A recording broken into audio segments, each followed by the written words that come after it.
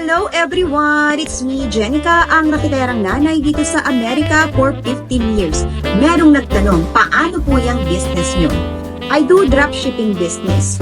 You post and share to your social media.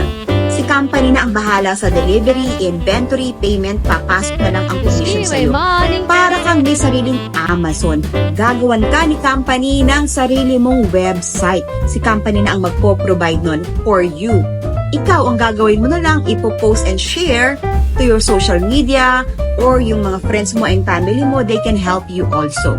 To know more, message me on my Facebook account, Jenica San Miguel, para mas mag-guide kita. And again, this one para sa mga OFW, para sa mga senior citizen, at kahit nasa ang sulok ka ng mundo, magagawa mo ang ganitong klaseng negosyo.